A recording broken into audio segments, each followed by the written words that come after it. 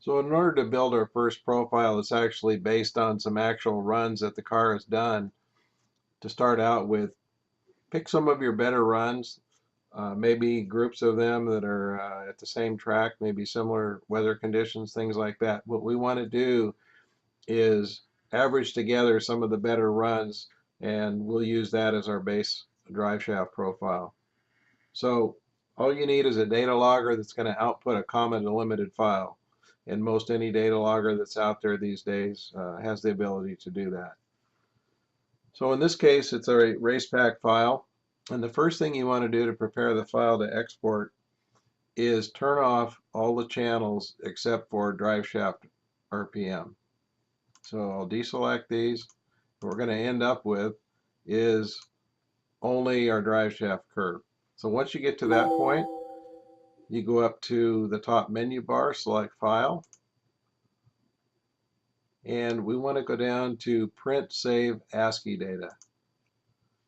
Opens up this window. Again, we want to save this as a comma delimited file, so the delimiter is comma. And to get the best data resolution, make sure that this is set the sampling interval to 0.01. Go up, select OK. And it's going to ask us what we want to name this file and where we want to save it. When you install the profiler software, it defaults by installing it under Documents, Davis Technologies, and we'll see a profiler folder in there. And there's another folder called Library. Within the library, we have different types of files that we'll be using in conjunction with the profiler.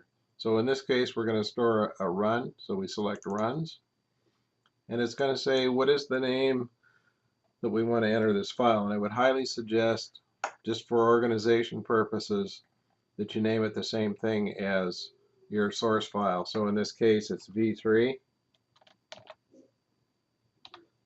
LAS, and the date was 11/15/13, and it was Q1.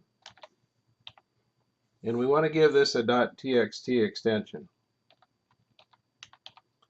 It's probably going to tell us there's already one in there, but for the demo, we're going to go ahead and select Save. It says it's already exists, so we're going to replace it. Notepad comes up with showing the data, but we don't need it at this point, so we'll just close that window. And basically that's all there is to preparing and saving the file that'll be available for import into the profiler. Again, naming is critical. It's really easy to get mixed up on the names when you get a bunch of files in there. So name them carefully and you'll be in much better shape.